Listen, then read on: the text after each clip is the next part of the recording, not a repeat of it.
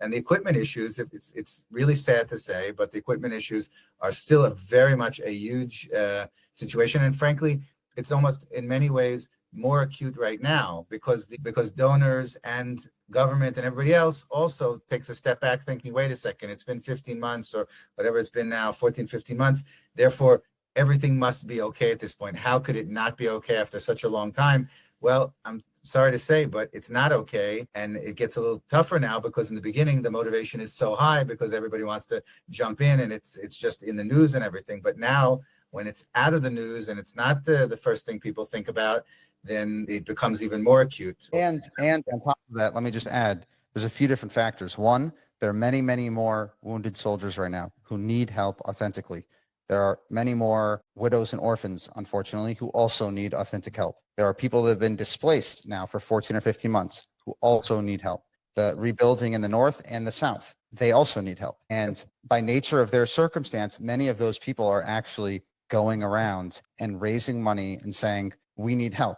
And God bless them. They should receive a lot of money and they should have a lot of success at helping those in need.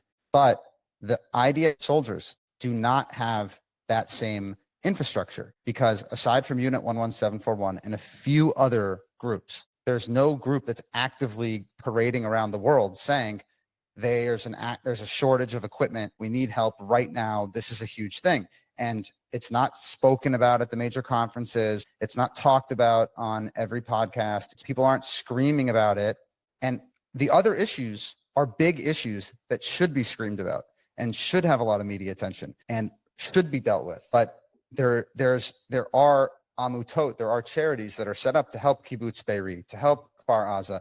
And that's something that's publicly acceptable to talk about across the world. But there is not a major leading Jewish organization that has actually taken the mantle and truthfully told the story of what's going on to IDF soldiers. It drives me crazy. I think it's a complete disgrace and an immoral outrage that soldiers like yourself don't have that. But that's where we've been trying to step up and help. But it's also one of the things where it controls the media narrative and it controls how people see it because it's just not in the news in the way that the other issues are. And that's not taking away from the other issues at all, God forbid. But it's one of those things where unless you talk about it, unless you have people consistently harping on it, it's just not there. Again, like people like yourself and your brothers in arms, you guys are going to go and fight, even if your stuff stinks. That's the other thing that's amazing because you are sitting there saying, we have a historic opportunity to defend the Jewish people and you'll stop at nothing. And from my perspective, you deserve to have ceramic plates that work. You deserve to have a helmet that works. You deserve to have ballistic glasses that work. You deserve to have proper security around your tank or as best visual assistance that you can get. And it's not a money issue. There's plenty of money in the world that wants to help with this issue. It just comes from awareness of people actually standing up and saying, this is what we have to do, and we have a moral obligation to continue to help.